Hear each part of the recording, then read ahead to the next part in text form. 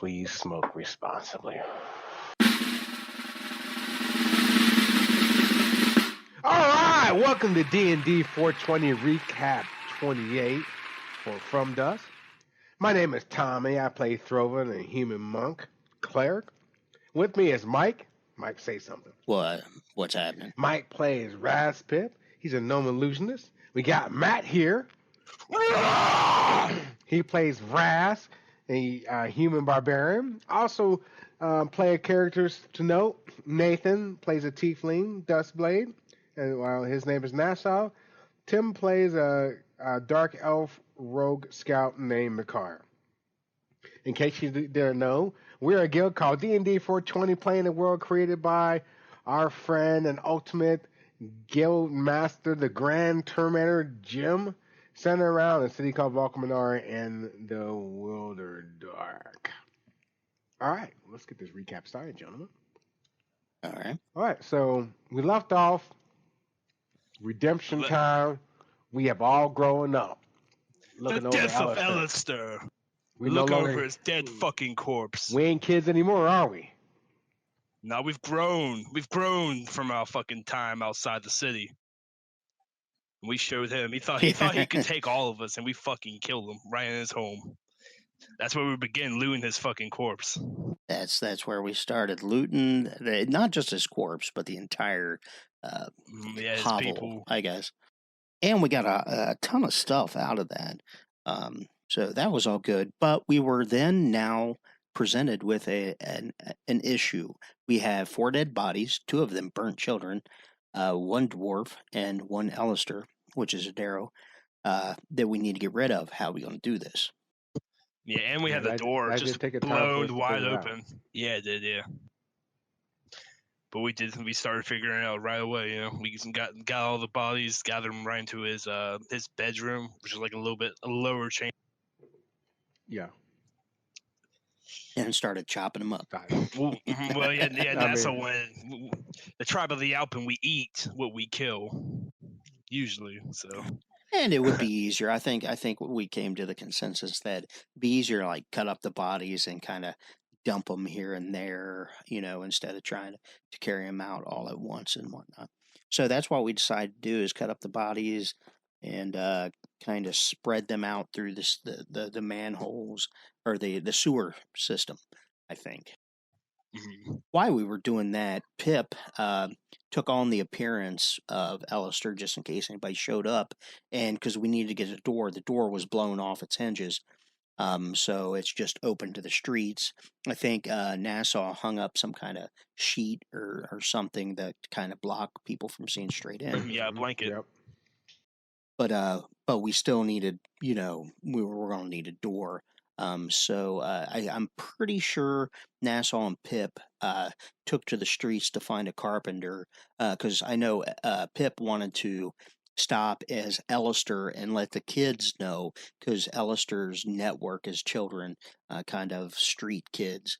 Let them know that Ellistar was planning on taking not a vacation, but a trip, you know, for quite a while. And he was going to take his dwarf bodyguard with him when he goes, and try to get the words disseminated amongst the kids that Ellistar isn't going to be around, that they need to go to Pip or Nassau for their payment and kind of check in with.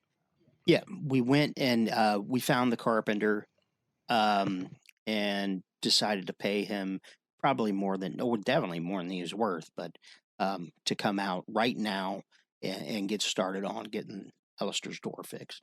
Or getting our door fixed, you know, because the place may be ours. I don't know. Yeah, that was crucial. Yeah, I mean, we had 4 dead bodies in there. Yeah. As you guys were dismembering the bodies, I think Throven wanted to save Ellistar's head, correct? So. Yeah, that's why. Yeah, so we just saved his head. So yeah, Vrask was dismembering the bodies with his greatsword, and yeah, I was able to save the head. Which is stupid, but Vrask. Yeah, which is stupid. We already talked really about giving a shit, yeah. And his greatsword, you know, he doesn't use his greatsword anymore. So the one time he does get to use it, he's kind of happy about that. But yeah, I was able to get a lot of meat from just fucking cutting through that gore and shit. I imagine a horrible scene, man. Just blood all over, and I mean that's what it was. That's what. Yeah. Blood's all over. See, There's nothing precise. You know, and just big old chunks of flesh. You can get it off with a good old great sword. I bet you we could got more meat off if we had a better We had time, better blade. no doubt, no doubt. Well, about halfway through the job, the carpenter decided he needed to go get more supplies or something. Yeah, he just left. He said, "I'll be back." I don't even think he said anything about supplies. He said, "I'll be back." Yeah, and he took off. Mm-hmm. So we waited and waited and waited. Well, I mean, you guys were still finishing up, and we were trying to figure out how we're going to get rid of the bodies, what was left of them. Oh yeah. Eventually, I think Throven and Makar went out to look for him. Yeah, because I asked, like, "Where's the carpenter at?" And then I think Pip said something about either you volunteered or something. He told me to go find the fucking what you got. Carpenter. So. Yeah. Yeah, he went Ellistar on you. Told you to go find him. Go find. Yeah, he started to do this. He's get angry. Yeah. But you guys found him. He was at a bar, drunk, taking lunch, and persuaded him to get back to work. Once he got back to work, he like hit his thumb and broke it with a hammer and was refusing any kind of healing. Yeah. I think Makar scared the piss out of him with Intimidate. We ended up healing him anyways, and he just like, fuck it, did a really shitty job and took off. Well, he was ashamed too. You know, he said it was ashamed that he took the side McCullough's healing. Yeah, and that's when he ran off.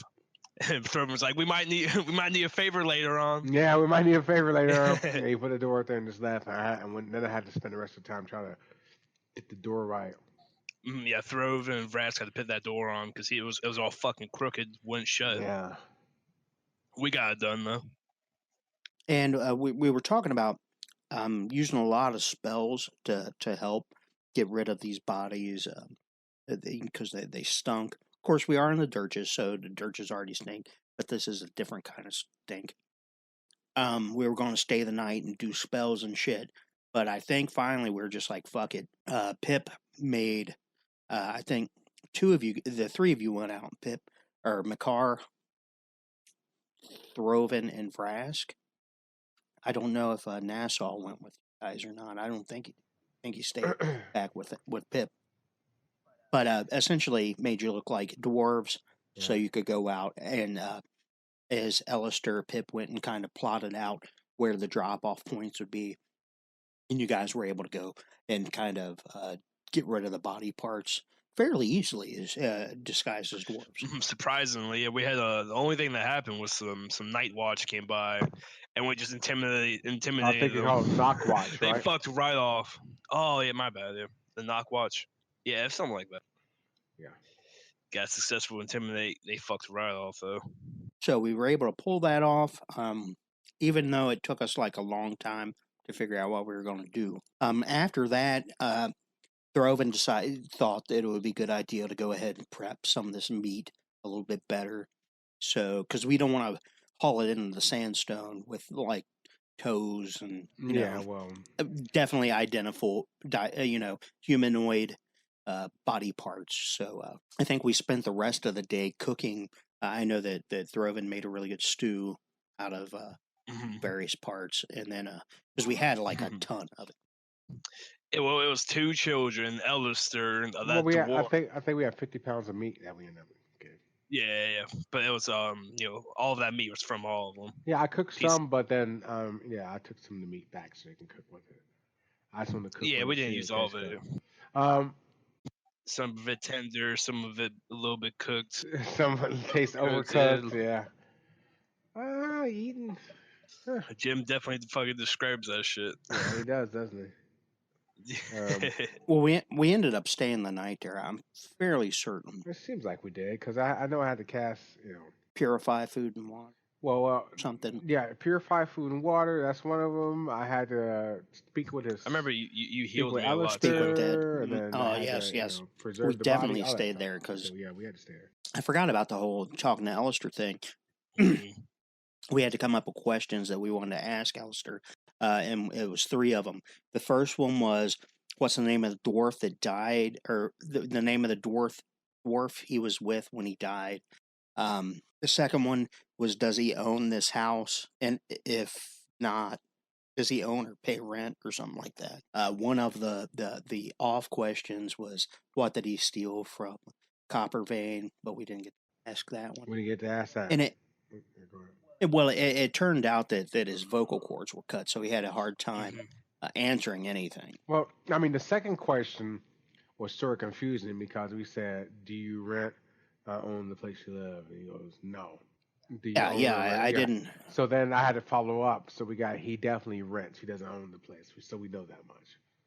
But we can wait 7 days and do it over again. So, carry around, and then I made the skull so it'd be fresh. So. And then before we left, there was a knock at the door, and Pip answered it as Pip instead of Ellistar. And it was a teenage kid, part of the network, and tried like, "Come on in now," and he looked real scared and ran off. So things aren't going to go too great with the kids. But we'll have to do something. Didn't you also sort of make the mistake and not pay the kids incliner like you normally did? Yeah. Well, I wouldn't call it a mistake. You paid the kids when you were out. It would have been a little bit out of Ellistar's normalness. Yeah. And the kids just all of a sudden sees like this brand new door on there or something. Like, what the fuck? No Ellistar, brand new door. So but none of us got an incliner. We're not carrying a recliner. We've been doing well, yeah. So after they leave, we decided to go to the Ale House, right? Yep, we've successfully dealt with the bodies in Ellistar, and we're going to the Ale House, and we show up, and the cook's like, "Hey, come back here and check this out. Keep it on down low." And lo and behold, their body, another body. Yeah, Craig. I guess the motherfucker, man. I guess the long jaw or the long jaw. We're gonna chop this one up. Even though McCarr wanted Throven to do it. Yeah. Oh, I think at some point, Pip was exacerbated by the whole situation and said, "Fuck it, I'm going upstairs," and went upstairs to, masturbate or something. Yeah. Just blow off some steam. But it turns out that Craig, the bronze jaws came in causing trouble. Craig got a little bit handsy with one and killed one, I guess. So we got to take care of this other body. This one, though, we went out, got barrel, put it in a barrel with, had a couple barrels just to make it look like we were doing something. Used quite a bit of magic. Yeah, we got pull cart.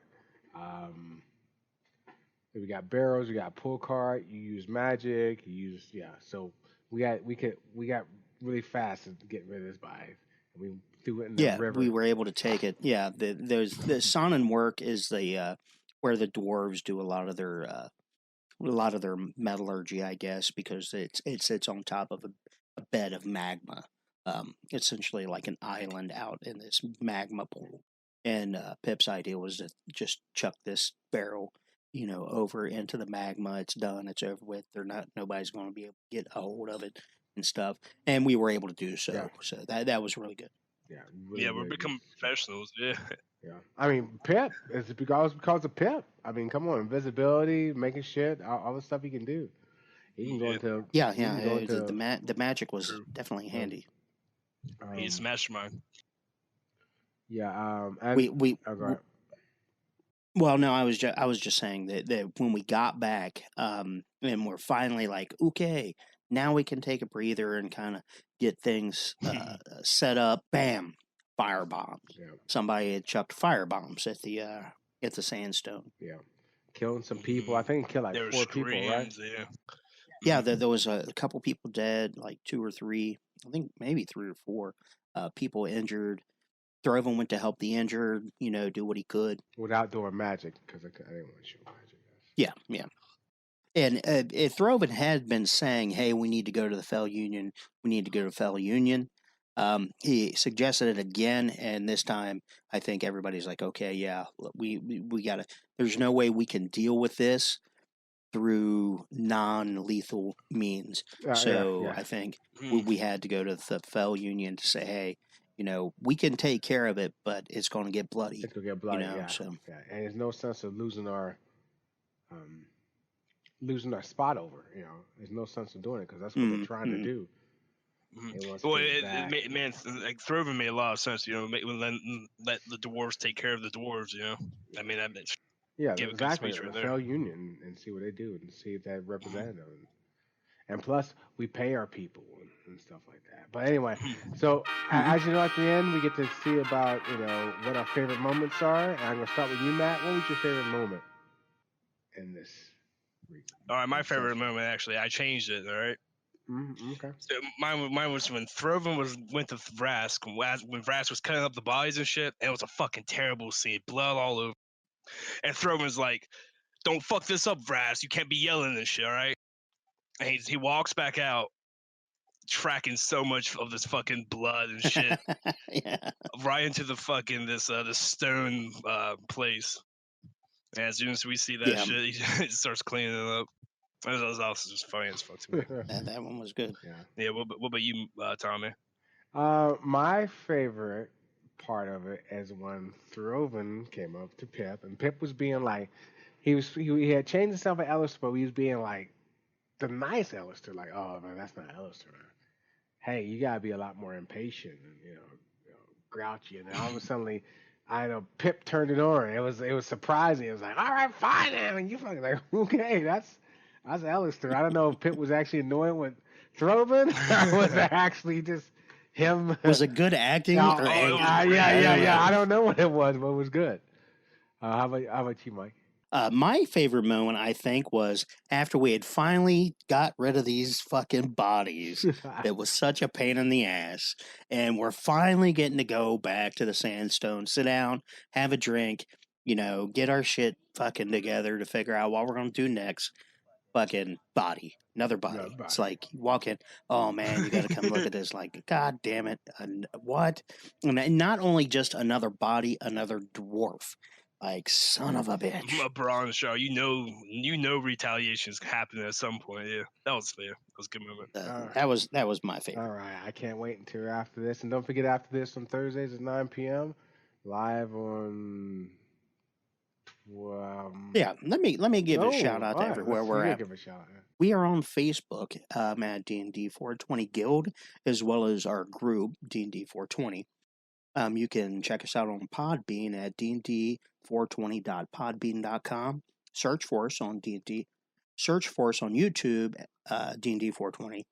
Same thing with Spotify. You're going to have to give us a search on that. And then we're on Twitch here at 9 o'clock. www.twitch.tv/DND_420 to watch us live. And of course, you can go to dnd420.com where it all started. Oh, that's so good. All right, thank you, Mike. I guess that's going to bring it to the end. We'll wrap it down because I want to really get into some after dust and talk about this last session. All right, well, I'm going to say goodbye to everyone. My name is Tommy. I play Throven. I'm Mike, and I play Raspip. I'm Matthew, and I play Vrask. All right, everyone. You have a nice night. Keep rolling.